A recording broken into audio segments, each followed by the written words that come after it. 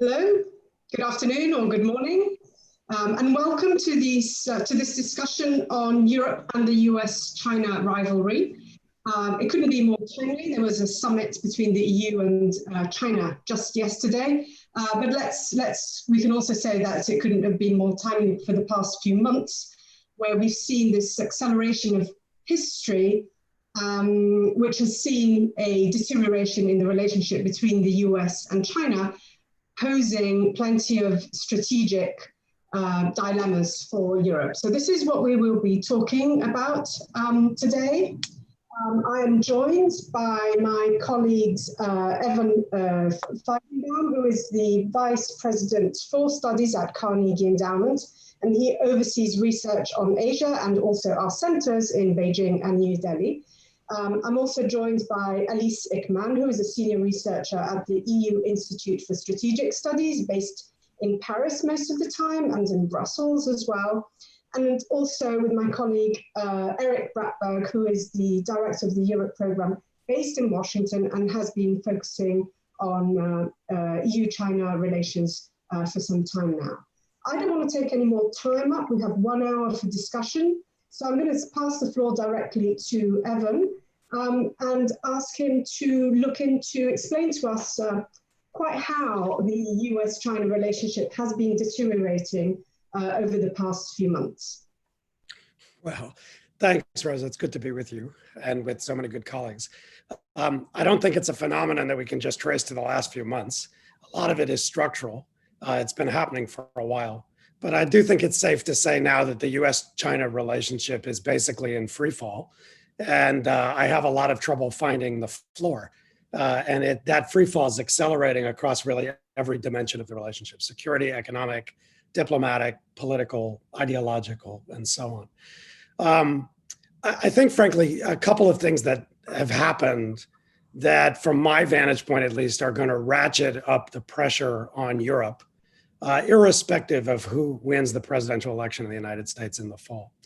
One I would call the securitization of the US-China relationship, and the other I would call the extraterritorialization of the US-China relationship. On the first, you've heard me say this before, but I think for a lot of people, the working theory of the case was that economic integration would mitigate security competition and obvious differences of political system and ideology between the United States and communist China. But the United States and China are enormously economically integrated. And yet not only has security competition not been mitigated, but if anything, it's growing worse, from the South China Sea to the Taiwan Strait, all over Asia. And now security competition is actually bleeding back into the economic dimensions of the relationship. And so flows of goods, capital, people, technology, and data are all being refracted back through a security prism, a zero-sum prism, and leading to unilateral, reciprocal, and retaliatory policies on both sides that I think will be highly disruptive. So if you want to see that illustrated, just take a look at something like even goods, which is something that you wouldn't normally think trade in goods would be refracted through that kind of prism. But what's happened in the context of COVID-19 is that issues of dependence around the biomedical and pharmaceutical supply chain in the United States, dependence on supply from China, have been seen as intrinsic vulnerabilities. And so there will be a debate in the first instance about resilience and redundancy, but I think one that really begins to reshape the nature of supply chains in that area. The most acute thing you see is happening really in flows of people and flows of technology. New visa policies on both sides, in the United States targeting Chinese students and scholars in STEM subjects, science, technology, engineering, and mathematics, flow from a place where the United States views China's progress in these areas, particularly given the dual and multi-use nature of so much of the emerging and foundational technology of the future, as really something that's quite zero-sum and refracted intrinsically through a security prism. We can talk about that if you like. That matters for Europe because it's increasingly not going to be viewed here in Washington or frankly in Beijing as just a bilateral US-China phenomenon. And so when I say extraterritorialization, I think you see in the way the United States is using export controls, for example, lowering the threshold on which third-party entities companies that are not American companies, headquartered in third countries, are being targeted by American export controls in order to attenuate the flows of technology and intellectual property to China. At the end of the day, it is part of an American effort, I would argue, to attenuate China's progress in some areas. Companies like TSMC in Taiwan, which is a chip fab, have been caught in the crosshairs, but you've also seen companies like ASML, the Dutch ultraviolet lithography manufacturer, targeted by this, where the United States has basically tried to apply its export controls and export restraints in ways that I think are going to put more and more European governments and countries in the crosshairs. Now, you might ask, if Vice President Biden is elected president in November, does that change? I think some of it will change in terms of style. I think some of it will change in terms of the nature of the reach out to partners. And I think some issues that characterize the Obama policy, for instance, climate change, will come back front and center in US policy and will change some of the dynamics. But the reality is a lot of this is structural, and there's broad bipartisan agreement now among Republicans and Democrats in Washington that the United States needs a much more competitive and in some areas confrontational set of approaches to China. So that pressure will still be ratcheted up. And I think all the talk that you hear from some of the Biden advisors about coordination with allies doesn't mean necessarily rolling over to allied concerns about American confrontation. It means trying to enlist a greater variety of partners in a much more competitively oriented strategy toward China. The problem I think the United States has is that many of its allies and partners, particularly in Asia, but potentially also in Europe, and we'll hear what our colleagues say about this, is that, to use a medical metaphor, many places share the American diagnosis, but not necessarily the prescriptions. And then there are some places, for example, I would argue places like Singapore, where they don't even share the American diagnosis. So that's really going to be what the challenge is. And I think if President Trump is reelected, we're going to continue to see a lot of the structural difficulties in coordination around China policy that we've seen, not just between the United States and Europe, but frankly with Asian allies too. In a Biden administration, I think Europeans expect a level of change that, in my view, they're naive to expect, because so much of this is structural. And I think that's something that we really need to talk about, because the United States has a multi-dimensional set of equities now in strategic competition with China. And as an American, it's not always clear to me, particularly on the security side, that Europeans either understand the place that Washington is coming from or the degree to which that set of policies have really changed over the last year or two and are likely to persist. Thank you very much, Evan. And we have two Europeans to perhaps provide some insights on the European angle with Alice and Eric. But I would also like to ask Alice the perception from Beijing. There's some who say that when the U.S.-China relationship goes sour, Beijing turns towards Europe. There are others who are saying, well, no, actually, there's been an acceleration of aggressive diplomacy by China in Europe. So what is the calculus in Beijing with respect to Europe in the framing of this U.S.-China rivalry? And Thank you for the invitation, Rosa. I'm very happy to be here with all friends.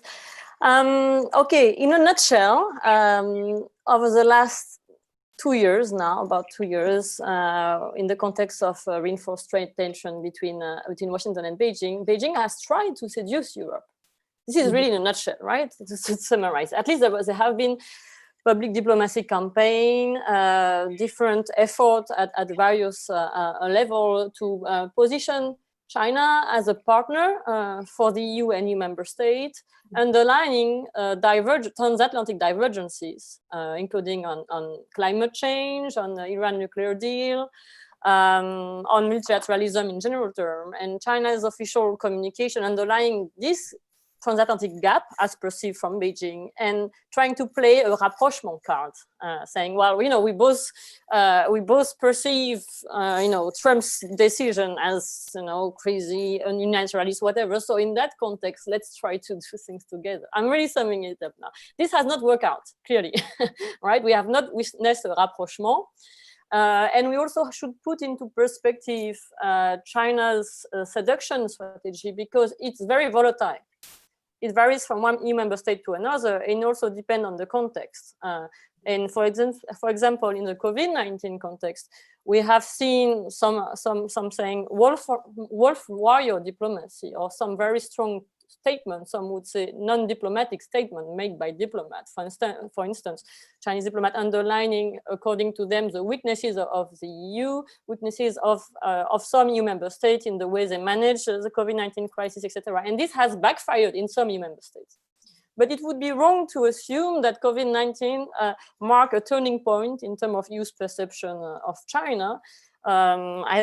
Evan said that that he is not sure that European understand the place the US is coming from when we talk about ties and perspective on China. But I could reverse also the perception. I'm not sure sometimes the US understand the place Europe is coming from and its perception toward China. I mean, it's been more than 2 years now that at EU level, there is a shift away from naivety.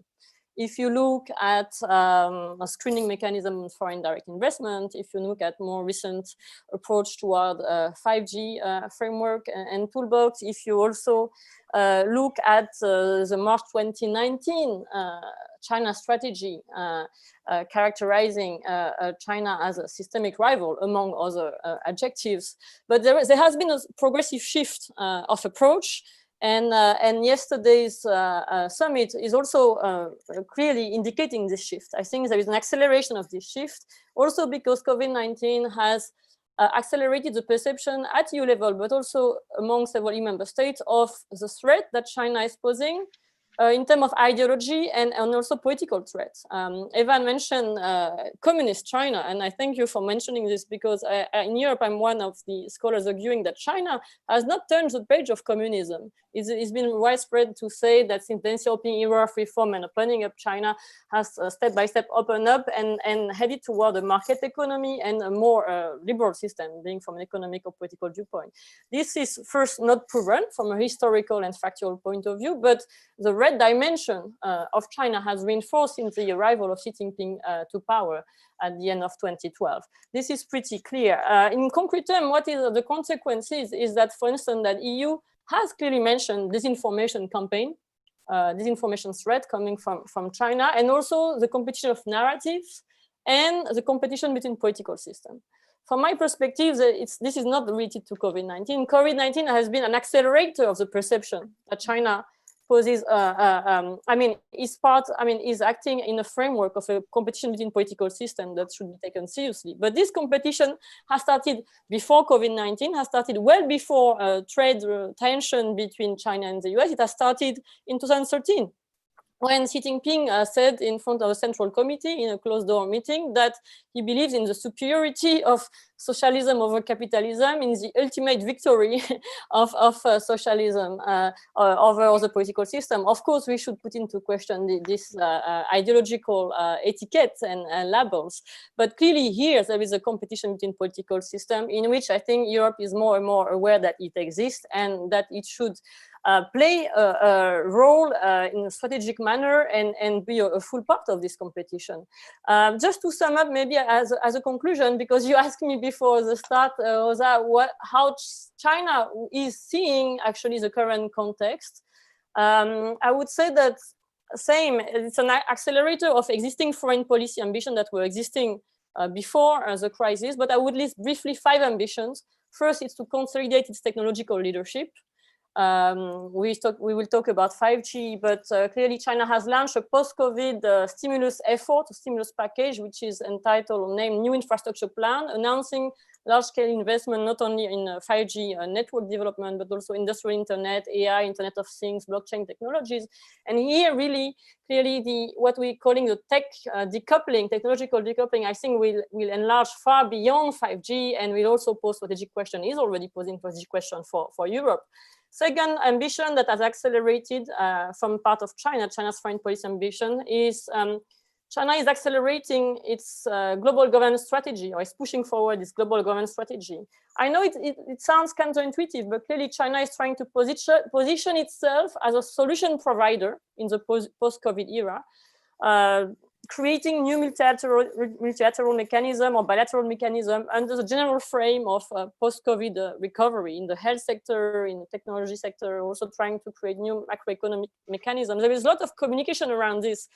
But still, I think this activism, diplomatic activism, should be noted because it will continue in the coming months and years. Third ambition, clearly China is trying to promote an alternative form of globalization, including alternative norms and standards through an adjusted version of the Belt and Road Initiative. Once again, there's a lot of rhetoric here, but it's important to take into account that China would like to push forward a new form of globalization.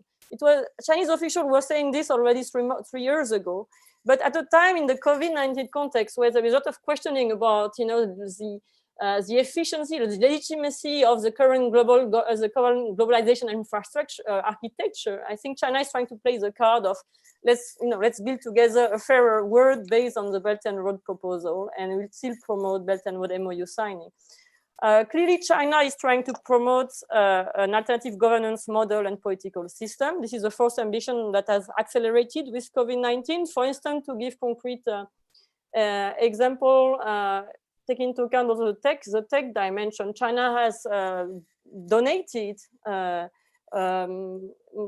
different devices such as surveillance cameras, thermal cameras, or such as drones to number of governments from Kenya to Pakistan, and also promoting its urbanization and urban governance model using Chinese technologies, but also social infrastructure and architecture in a way that it tried to position itself as an example to other cities and countries. This sounds this is not appealing to most European cities or countries, but we have to bear in mind that China is trying to reach out first and foremost to developing world, Africa, Southeast Asia, some countries in Southeast Asia, or some countries in Latin America. And last point, clearly, China is still has this very long-term aim to bypass the US in all areas, not just top, biggest economy in the world, but trying to bypass the US in all areas, including tech, military, space, etc., by 2049. With an ambition to position itself as a power of reference for the rest of the world. It's far from being there, but I would conclude with this because it's still the guiding objective of Xi Jinping today. Thank you very much, Alice. And before I pass the floor to Eric, and also perhaps allow you to interact a little bit with each other, I would just like to tell our listeners, viewers, that you can start sending questions to us using the Twitter function, using emails, and I will gather them and pass them over to our speakers. So if you want to start thinking about questions, now is the time. Before I pass the floor to Eric, so there's a sort of continuity and change debate pre and post coronavirus, and these developments which are significant on both sides, both from the US and from China, which have a very long-term view in mind. How does Europe relate to all this, and how is it responding, Eric? Sure. Well, thanks very much, Rosa, and fascinating conversation with my colleagues. I think I completely agree with Alice's earlier remark that I think the COVID-19 pandemic is less of a game changer in and by itself, and really, I think, an accelerator of existing trends that we've seen in Europe for the past several years. Alice mentioned the strategic outlook in 2019 that labeled China as systemic rival. But I think even before that, dating back to at least 2016, Europeans have begun to put in place measures to address, I think, what its primary concerns are, which are really economic. Has to do with sort of the lack of market access for European companies in China, the lack of reciprocity and sort of a level economic playing field, concerns about IP theft and Chinese state-owned enterprises and subsidies. These are really, I think, the core issues that Europeans want to address, in addition to the larger systemic issues that Alice mentioned. And I think, from a European perspective, I think this has been driven by, three main reasons. I think the first one is just watching the trajectory of China itself in recent years under President Xi, both at home and China's assertiveness in terms of its foreign policy that has sort of, I think, led to more disillusion about the trajectory that China is heading on. The second one would be just this sort of sense that Europe is increasingly feeling experiencing the implications of China's rise in Europe and in its near abroad with the Belt and Road Initiative, with growing Chinese investments and acquisitions of European technology firms, and greater Chinese diplomatic outreach to Europeans. And then the third one, I think, and going back to what Evan was talking about, is really the sort of implications of changing U.S. policy towards China, especially under the Trump administration in recent years. And the sort of escalation of U.S.-China tensions, but also the U.S. increasingly, putting pressure on Europe to sort of take certain positions that the U.S. would like to see its allies take. So I think as a result of all of these three factors, you've seen this sort of shift in Europeans, both perception, but also policies towards China that are now being turbocharged by the pandemic. And as Alice said, I think, the way that China has conducted itself since the pandemic, both in terms of not being transparent about the origins of the pandemic and its own initial handling of it, but also I think the sort of the backfiring against China's actions in Europe, the so-called mask diplomacy, that sort of overly politicized type of assistance, oftentimes apparently with faulty products, that sort of reinforces skeptical European concerns about Chinese product safety. This type of almost aggressive diplomatic behavior against European, not just diplomats, but also against European media, NGOs. And this is completely backfiring. And I think as a result, it's really the end of sort of European illusions about China. And I think you will see, as a result of this new moment, you will see also some of the policy steps Europeans are willing to take also be turbocharged. You've already seen in recent weeks and months more discussions about maybe widening the scope of investment screening. You've seen renewed interest in Europe about addressing supply chain vulnerabilities, primarily when it comes to medical supplies and pharmaceuticals, but potentially also more widely. You've seen growing concerns about Chinese disinformation and the need to sort of engage in, as Alice mentioned, the sort of battle of narratives.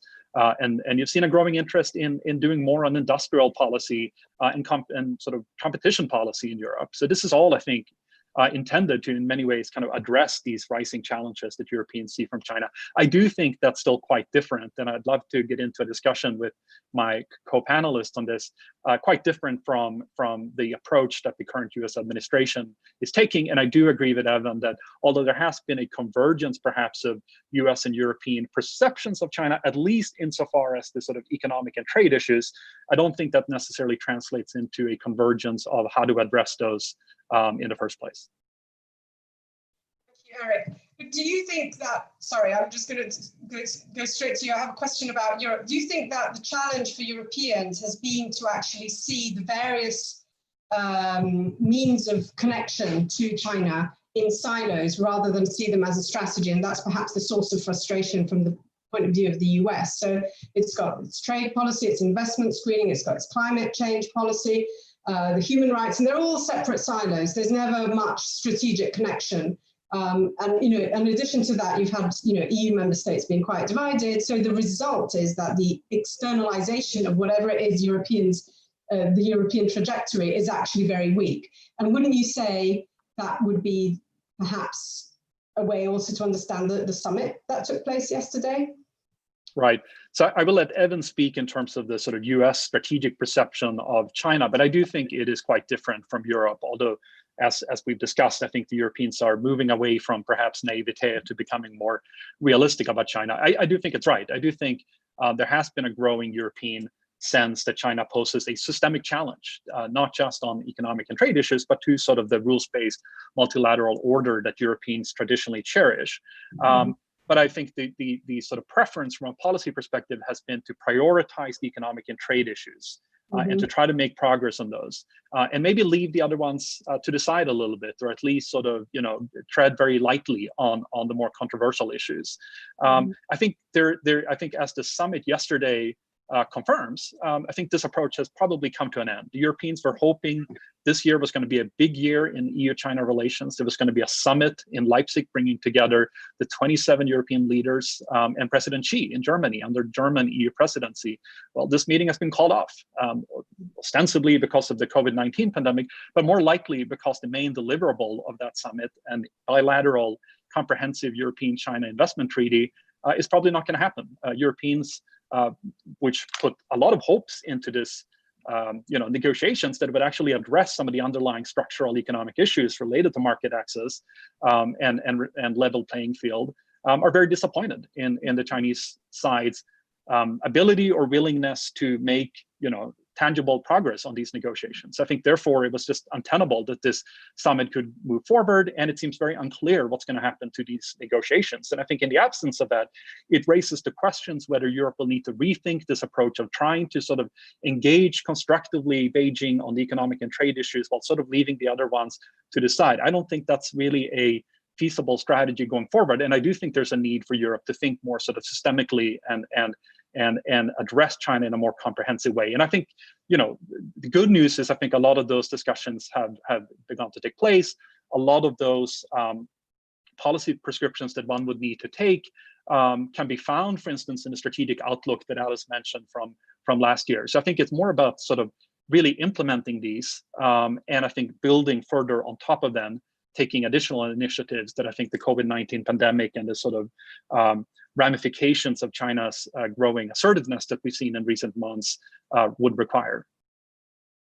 Thank you. I'd like to go back to Evan and just ask him to comment on Alice's description of how of Beijing's 5 goals. Does that resonate with you? How does it fit in? Is this what is your view on this? Well, I think it resonates in part. I think all of that is true. I think the reality for me, though, is that China has much more multifaceted touch points around the world that I often find the American narrative in particular appreciates or understands, which then translates into problems of prescription and policy. Let's give you an example. China's role in Africa or in Central Asia. There's a tendency to talk about China's role around the world through the prism of state-directed investment, channeled through policy lending through 2 major policy banks in China, the China Development Bank and the China Export-Import Bank, and through big ticket resources for infrastructure deals. And that is a big and important part of the story of China's emergence around the world. But it's not the entire story of China's emergence around the world. So for example, McKinsey, the consulting firm, did a survey of Chinese firms in Africa in 2017. And through the survey and then extrapolation, they found that there are as many as 10,000 Chinese firms in Africa, most of them private, most of them small and medium size, most of them deeply embedded into local communities. And that's a very different way of thinking about China's activism and China's role and China's touch points than just thinking about state-directed resources for infrastructure deals. So if you're sitting in the United States and you're thinking about strategic competition with China, that poses a very different set of challenges, either in terms of understanding and diagnosis, but certainly in terms of prescription. In Asia, the problem the United States has, as you've heard me say before, is it's fighting the map and it's fighting economic gravity. It's fighting the map because China is contiguous geographically to every subregion of Asia. Northeast Asia, Southeast Asia, South Asia, Central Asia. The United States is not, and Europe is not. And so if you think about something like infrastructure, as I've said on other Carnegie programs, you can build a highway from Tajikistan to Western China. You cannot build a bridge from Kyrgyzstan to California. And so the way the United States needs to think about its role competitively is as a standard setter, as an investor, as a builder, and as a connector of these countries to global capital markets, to global standards, to global institutions. But that's not always the way the US has been thinking about it. And that also then begins to run up against, as I said, problems of economic gravity. So when I look at where the US is coming from, what I see is that the United States too often has an attitude about China, but not a policy and definitely not a strategy. To have a strategy, you need a realistic but workable definition of the end state. And I don't necessarily see that. I often see a definition of the end state, but not, in my view, one that is realistic in terms of where the partners the United States needs, particularly in Asia, are positioned because of their daily realities with China. But then second, a strategy has to match means to ends. And as in my examples around infrastructure, I don't see the United States matching the toolkit and the tools that it has in the most efficient or effective way.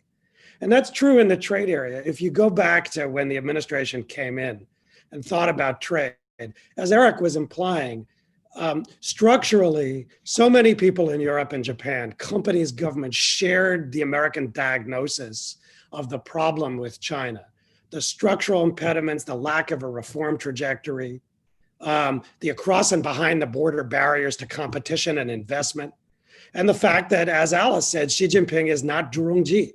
And if Zhu Rongji were running the Chinese economy, you'd be getting different decisions than you are today. And so the United States had a choice about how it approached that. It could, for example, have approached its European and Japanese partners and said, let's jointly withhold access to our markets as part of a structured negotiation with China for deep structural reforms and concessions that China might not have made, but might have made. But that's not how the US approached it. Instead, the US chose a largely unilateral, largely punitive approach that I think was bound to be ineffective. And so it's true that you do see parallel and complementary US and European policies. And Alice mentioned investment screening.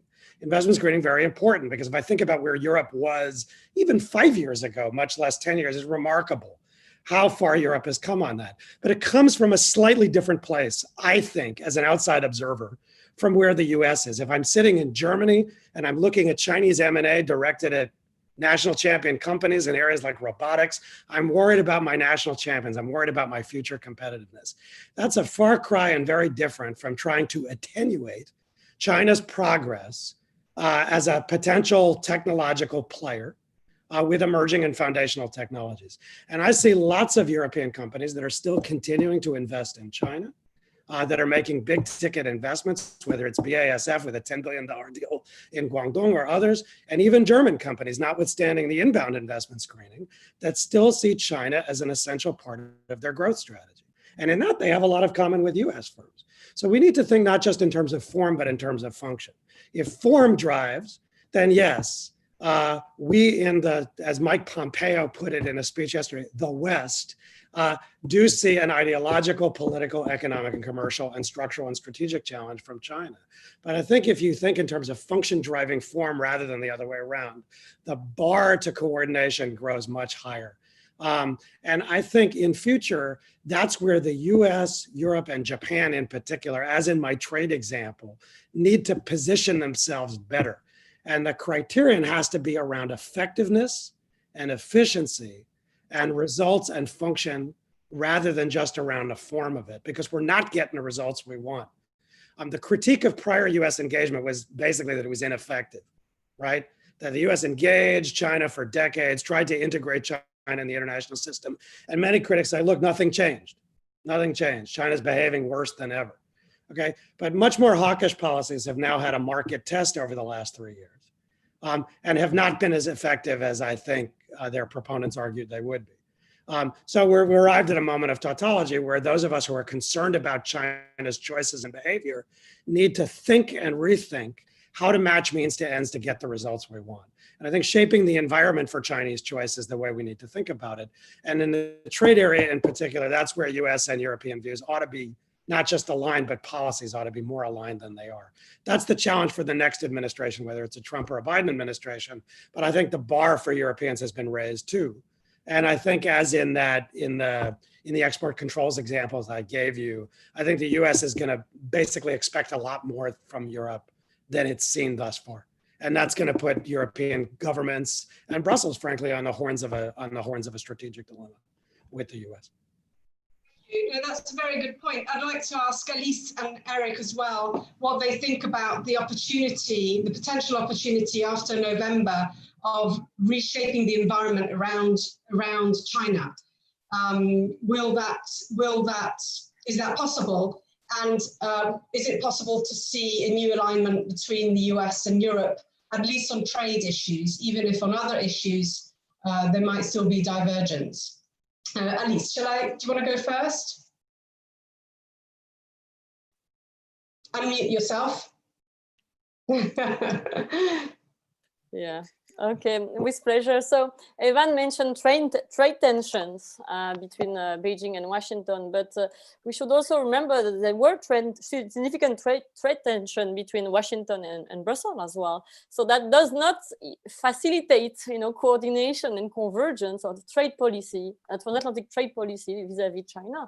Although I must say that there is a convergence in terms of analysis between Brussels and Washington on many issues. I think there is full awareness of where China is heading, from its domestic ambition to assertiveness in the broader Asia region towards its ambition in global governance sphere. So I mean, the analysis is shared in many respects, but the methodology differs so far. But for the methodology to converge, we would need someone in Washington who don't look down on EU policymakers the way it has been so far, and who is also ready to inform or start coordination on trade issue with its allies. So there is this issue here. I mean, if not, I mean, it's really key for the US. I'm sorry, but like in this rivalry with China, the US really needs the Europe here. I mean, in terms of competitiveness, in terms of conversion of trade policy, technological transfer, IP, everything. It's pretty clear, but I think this should be acknowledged, and also it should be acknowledged that there is far from naivety, and there is also with the new commission that is not so new anymore. There has been a shift. There is a dynamic here that should be acknowledged. Knowledge on the EU and Europe maybe could be reinforced in Washington, so that the full acknowledgement of latest development. I'm not pointing at you, Evan. You're fully aware of the screening mechanism of the China strategy, etc. But there have been development here that should be, I think, fully acknowledged in Washington if we wish to reinforce transatlantic discussion and potential convergence on China. That is really key. If you allow me, Rosa, just to go back quickly to the summit of yesterday, as it's quite timely online event. I agree with you, Eric, that economic trade issue is central for EU's interest, and it's a priority of the bilateral relation. And it's interesting to notice that, I mean, I'm not an EU official, but from an analytical perspective, it seems that the summit went not so well, clearly. I mean, the language at the press conference and related, coverage was quite tough. If you read Ursula von der Leyen, talking points clearly, she clearly she said that we need to have more ambition on the Chinese side in order to conclude the negotiation on the investment agreement. And a Q&A session at the press conference, she said that the aim remains to sign an investment agreement by the end of the year, but it's really a question mark here now, more than ever. So we really see that, there is a very strong expectation on EU side for China to engage toward more level playing field, to move away market access barrier, etc. And there is also the question of state-owned enterprises and also of state subsidies that have been underlined very clearly. But I would say that more and more EU's priority towards China have enlarged quickly. And looking at yesterday's statement, I have never seen such strong statement from EU side on human rights issue, for instance, and Hong Kong, including Hong Kong. Explicitly, Charles Michel referred to detained Canadian and Swedish citizens. It referred to the case of European companies present in Hong Kong who are facing pressure to move away from political neutrality. I mean, there have been very strong statements yesterday, which shows that we cannot resume or cannot sum up EU's China policy as a mere pragmatic, economic-oriented strategy or policy, and more than ever, the question of battle of narrative, of disinformation was clearly mentioned. So my impression is that Europe is really in a transition period in designing and shaping a China strategy that is realistic and that is looking towards efficiency. Because you mentioned before, Rosa, that there was these silos, with different issues being dealt separately, climate change, etc. But if you read even a statement of Hong Kong, it seems that there is a condition attached, as basically that if there is no, move or consideration, I mean, if EU's claim or request or statement are not taken into account, there might be consequences. It's still very blurry as it's a negotiation tactic, but we really see here that there is an approach for a more comprehensive strategy toward China. There is really still, I mean, if you look at the approach, there is still this, I would say, 3-track approach of China being described as a systemic rival, but also negotiation partner and economic competitor. But more than ever, I think the systemic rival dimension is now being described and pushed forward in a more negotiation-driven strategy, if I may say. Thank you very much, Alice. I'd like to ask Eric, move on the same question to you, but I'm also going to add another question from the audience, actually. And it so happens that today we published on the Strategic Europe blog a piece about how Australia is demanding that the EU be a stronger partner with Australia in its what de facto is a diplomatic battle with China. And Evan also alluded to the shaping the environment and reaching out other partners. And I want to ask you, Eric, because I know you've been thinking about middle powers. I mean, on the one hand, there seems to be, coming from both Evan and Alice, a strong call for putting China much more firmly on the agenda of the transatlantic conversation that's happening at, not at the official level, but, amongst the diplomats, amongst the policymakers, amongst the think tankers. But there's also perhaps a need to engage with other countries, other middle powers that have issues with China. So I was wondering if I could, in addition to the questions I asked the other two speakers, also ask you this about middle powers and alliances. Sure, happy to. And first of all, I completely agree with Alice, by the way, on the summit yesterday. It was really good to see, I think, the European leaders come out and really, put a lot of emphasis on some of these broader issues as well. And I think that just confirms what I was alluding to, which is the need to sort of think more comprehensively about China. And I think that is beginning to take place. And I think in many ways, COVID has been, as we discussed, kind of the accelerator in this regard. And the key question really for Europeans is, to Alice's point, thinking about China and thinking about continued cooperation and engagement and competition with China from the point of view of perceiving it as a systemic challenge to sort of the rules-based multilateral order that Europe believes in.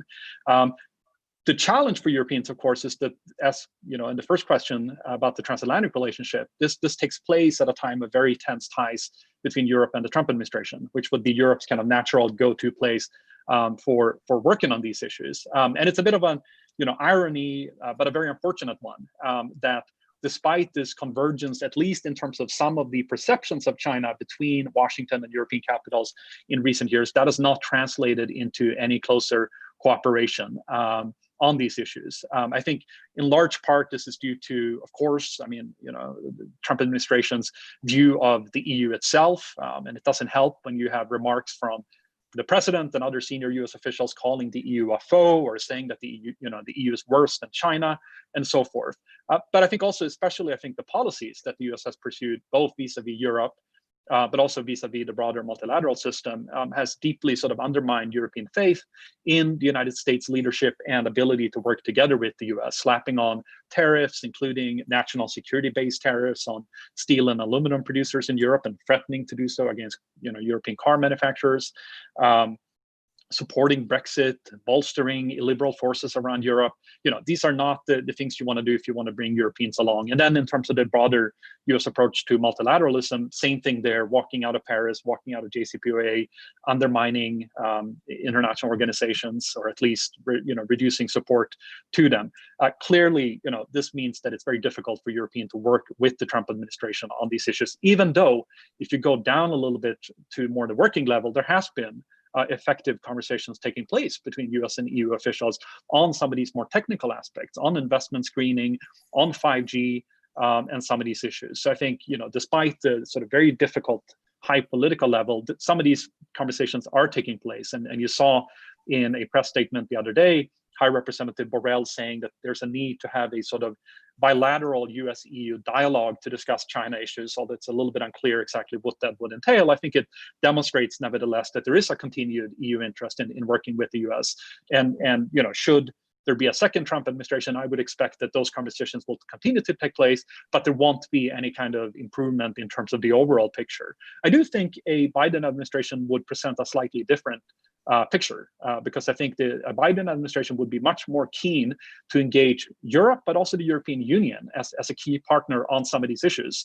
To Evan's point, that will not resolve everything. And I think in many ways, if there's anything we've seen in recent years in Washington, is that there's a growing bipartisan consensus on viewing China as a strategic adversary, which doesn't necessarily square with how Europeans view China. At least when it comes to some of the broader security and military aspects. But I think there would be sort of an interest from a new US administration to work with Europe. I think we could maybe resolve some of the trade issues, although I do think it's unrealistic to enter into a new TTIP conversation about a kind of comprehensive transatlantic trade agreement. I think European and US leaders could make progress on some of the standard setting issues. I think they could make progress on some of the reform efforts that are needed in international organizations, including the WHO and the UN and the WTO, where actually there has been positive transatlantic cooperation in a trilateral context with Japan in recent years on trying to address illegal subsidies in the WTO. So I do think with a Biden administration, there would be a greater US willingness to engage with Europe and a greater European receptiveness to engage with the United States. And that brings me to your last question about sort of the role of Europe being able to engage with other countries on China issues other than the United States. And I think if there's something that's been interesting in recent years, but I think especially since the pandemic, is the sort of increased, I think, importance of these type of relationships. We've seen Europe working with Japan and Australia and others on a global vaccine conference. The EU and Australia working very closely on the WHO inquiry, which China and the United States were among the only countries not supporting in the end. And we've seen, you know, a growing interest in recent years to reach out to some of these countries. The EU and Japan concluding a very comprehensive trade agreement, launching new negotiations with Australia and New Zealand and so forth. So I do think these relationships matters more. And I think in a Trumpian world, they become more important because these are essentially like-minded US allies that can discuss China issues and can serve as somewhat of a counterweight to the United States, send a message to Beijing, but also send a message to Washington. I think in a different world, under perhaps a Biden administration, these type of coalitions could be important also for the US to then engage in, maybe not always as the leader calling the shots, but as one of the key players, building coalitions on particular issues, bringing in countries to address shared challenges stemming from China. That I could see being useful formats. There's been talk about, you know, a need to, for instance, widen the membership of the G7 to bring in India and Australia and Korea. I think those type of conversations could be relevant in under a different US administration to plug in some of these like-minded countries around a shared approach, while making sure, and I think that's especially from the European side really important, making sure that this does not become akin to an anti-China alliance or a bloc, but rather something that's sort of affirmative and seeks to uphold rules-based multilateral order rather than sort of gang up on containing China, which I don't think Europeans, despite their hardening approach towards China, is very interested in. Thank you, Eric. We have about 10 minutes, 12 minutes left, and I have two questions that focus a bit more on EU strategy. So what I propose is that I throw out the two questions to Alice and Eric, and then give the final word to Evan to conclude. That is, unless we have any further questions coming in at the same time. So the questions are, one is from Louise Ma, hang on. Sorry, one is from Anton Luthen, who is, how can Europe build a more unified and cohesive strategy towards China? China has an incredible ability to divide EU members. So what can Europe do to counter this? So this is much more about EU internal politics. And the second question is from Louis Ma. Does the EU have a strategy to strengthen ties with Chinese neighbors, particularly on trade issues, that allows the latter to become less dependent on trade ties with China? And then, sorry, I have another question here, and I'm going to throw it out now and just give each of you time to respond to all three. Is the African continent the new contested space between the EU and China? as the Geopolitical Commission wants to have the African Union as an ally. Oh, and I've got another question coming in. Sorry, everybody seems to have woken up in the remaining 10 minutes. Could you please touch a bit upon Russia's position with respect to the US China rivalry? So what I'll do, I can't expect you all to answer all those questions because they're all very broad, but maybe you can pick and choose, and maybe Evan, the Russia question perhaps is more for you. Well, I'll let you focus on this. Let's start with Alice, and pick and choose where you feel you can contribute best. I mean, I know you've done also work on South Korea and Japan. So, you're an Asia expert, not just a China expert. So perhaps you'd like to take the neighbors question. Okay, quickly, what could the EU do? 4 things, and I don't pretend to sound like a snobbish French giving lessons, but 4 orientation that are already, I would say, visible. First is the one that Eric mentioned, diversification of trade ties in Asia. Clearly, EU is already doing this, diversifying its Asia policy. Also because COVID-19 has accelerated the awareness of dependency in sectors, industries that are considered strategic, including pharmaceutical sectors, logistics, etc. So there was this policy of diversification of Asia ties, Asia-EU ties. Eric mentioned the agreement with Japan, but I think this has accelerated with the COVID-19 crisis in some sectors, not in all, but in some sectors, and some companies, European companies, are also aware of the weaknesses of being overly dependent on one market, in particularly the Chinese market. So, of course, there is a case of BASF that Evan mentioned, but there is also a counter-example of many European companies who are thinking how to diversify their ties so to limit the dependency on a market or on several markets in the context of reinforced U.S.-China trade tension as well. Second point that Europe can do is realism. it's more an awareness that, because I think there is a consensus now to say that engagement with China through decades have not led China to change, at least not channel China toward the way we were anticipating, meaning more market openness or political liberalization. There is now, I think it's a consensus, it's been over 2 years, to say that actually the arrival of Xi Jinping has moved China away from this orientation. But I think now we should fully integrate these facts into negotiation process. So when there is dialogue that still try to promote human rights in front of China, I would still hope that the dialogue will make China change. I think this is a bit unrealistic. I'm not saying that this topic should not be mentioned, but not with too much expectation in terms of change from the other side. And this is the same actually with the investment agreement process, bilateral investment agreement process. I don't think we should expect China to lessen the role of state-owned enterprises in its economy. I don't think we should expect China to, I don't know, to move away from a very centrally planned economy that is still today observable. Third point, Europe could do in this context of realism is very precise technical negotiation to give you, because there is no point. I mean, it's quite unlikely that there will be ideological convergence or political convergence or economic model convergence. So, for example, small agreements, as the one that Ursula von der Leyen mentioned yesterday, as an agreement on geographical indications. That this is active, this is positive. It's small, it's something very specific concerning specific sectors, but it's something happening. So very focusing on very technical things to move on practically toward more efficient result, even if it's not a big trade agreement or something like this. And a fourth point that is very dear to me and that I think the EU is already aware of and is starting moving to that direction among EU member states is a methodology coordination. Basically, really developing collective intelligence, I'm thinking in a noble sense, collective analysis and collective minds, I mean, putting minds together to fully identify China's foreign policy orientation, the threats that it might pose for EU member states.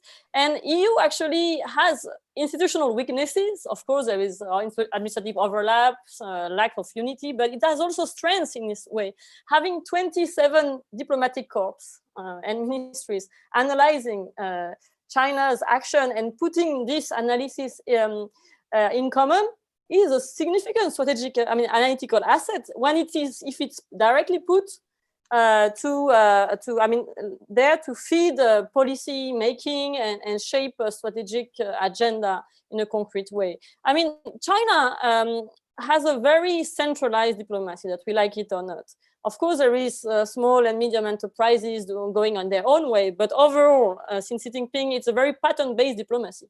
What's happening in one member state is also likely to happen in another member state 2 years after. And what happened in a neighboring state yesterday will happen in your country the day after. So if this kind of collective, I would say, approach is very important to identify the pattern of China's ambition and diplomatic orientation, and to anticipate it and to respond to them in strategic manner. Just one word on Russia, very, very small word. I really think we underestimated China-Russia rapprochement that is observable over the last, since 2014, Crimea crisis.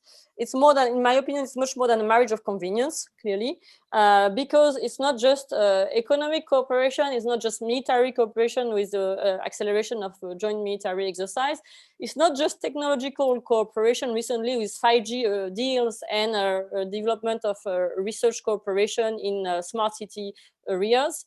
It's also normative coordination and rapprochement, because they share they share a resentment against the West, so-called the West, against the current global governance architecture, and they hope to restructure it in a post-Western direction, including at the UN, including with the initiative at the SCO, including in the bilateral coordination, it's a word that they are using, in various security frameworks. So I will stop here, but I think there would be much to say on China-Russia.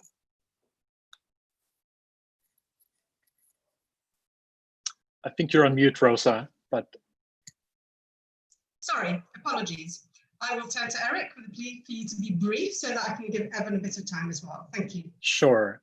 Thanks, Rosa. And super quick. I completely agree with all of Alice's points. I think that's a great agenda for Europe. I would just zoom in on the kind of European unity coherence question that I think you asked about also. I think this is a perennial challenge for European foreign policy in bringing along all of the member states in a kind of coherent approach. And I do think that's something that China also utilizes through its sort of bilateral ties to individual member state capitals to sort of try to, if not undermine, at least weaken the EU's resolve on some of these issues. And we've seen that in the past with China weighing in on whether it's Greece or Hungary on particular issues like South China Sea or human rights.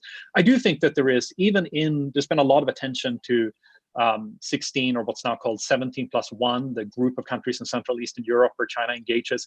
I do think even in those countries, except for maybe a few exceptions like Hungary, there is also this kind of growing, wariness of engaging with China. A lot of the deals that China has promised as part of his Belt and Road Initiative hasn't really panned out. So I think there's skepticism in those countries.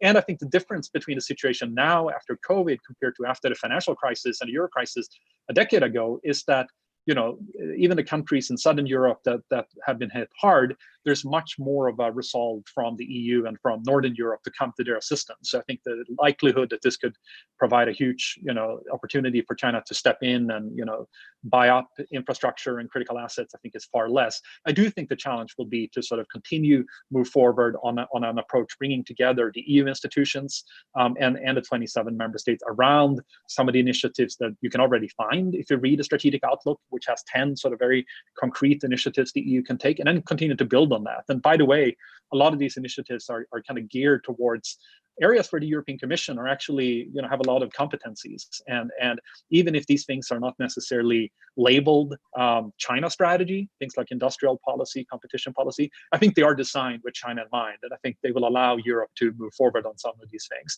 Just quickly, I think on the neighborhood, I think that's a great point. I think this is clearly an area where China has been investing a lot in. And I think Europeans are increasingly aware of that. Areas like Western Balkans, for instance.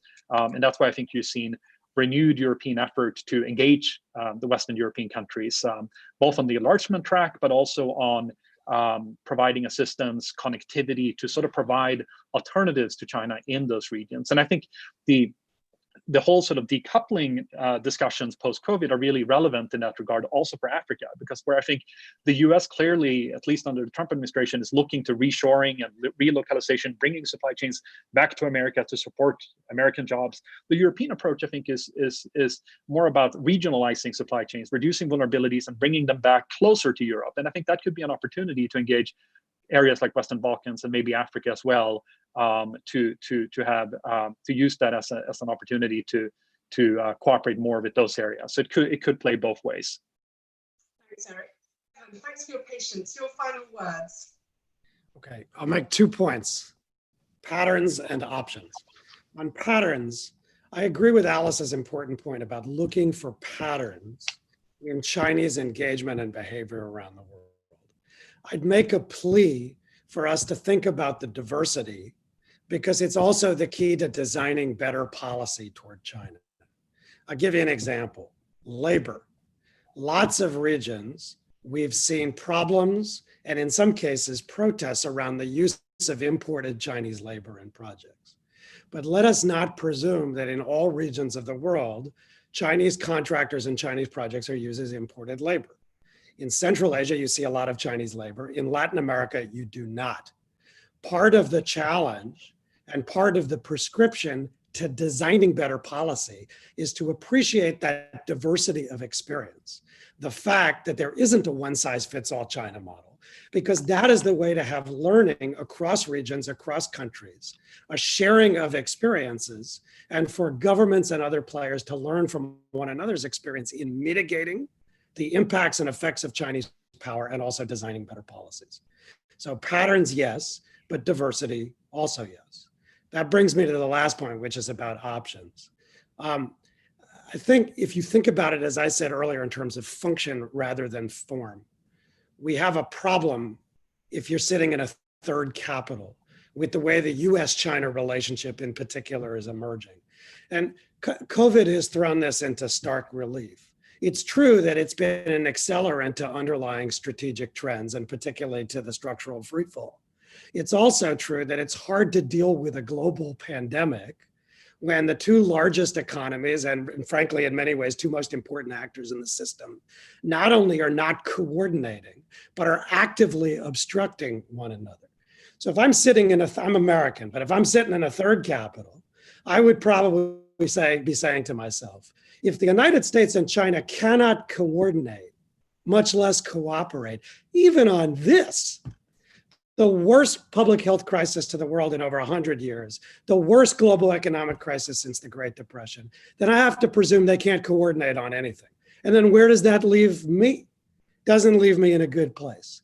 It doesn't leave practical, functional coordination that designs transnational solutions to transnational issues in a good place. And I think, and this is the last thing I'd say, what I see is the response from third parties increasingly is to try to define third, fourth, and fifth alternatives, to choose not to live either in a Sino-centric world or in a world of relentless strategic bilateral conflict between the US and China, but in something else. And the best example of that is what happened on trade and investment rules in Asia. When President Obama used to talk about the TPP, he would say, if the United States doesn't write the rules, China will write the rules. So when President Trump withdrew the United States from TPP, if that had been true, what should have happened when the US wasn't writing the rules? China should have written the rules, but that isn't what happened. What happened was 11 parties came together, solidified a set of rules with neither the United States nor China in the room. And on trade, investment, data, vaccine development, and a whole bunch of areas, I think what we are going to see is not just middle powers, but let's call them powers stepping up, notwithstanding the challenge of stepping up, and trying to define a set of third, fourth, and fifth alternatives. And if I'm sitting in Washington now, that poses a problem for me in terms of making sure the United States is adapted and adjusted to the realities and the rules and the standards.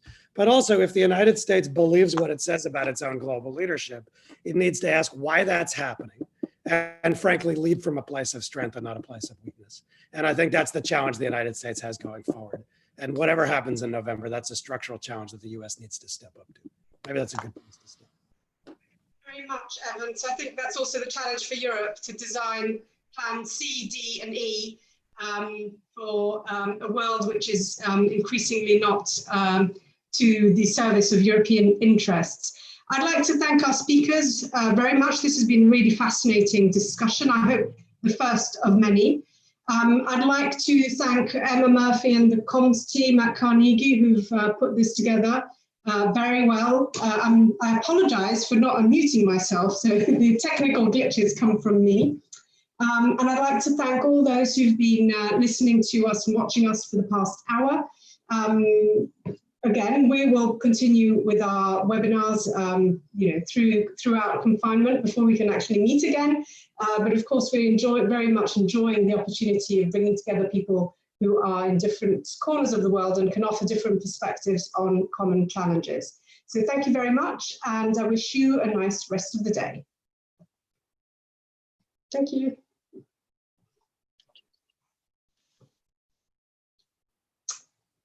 Thanks, Elise, that was great.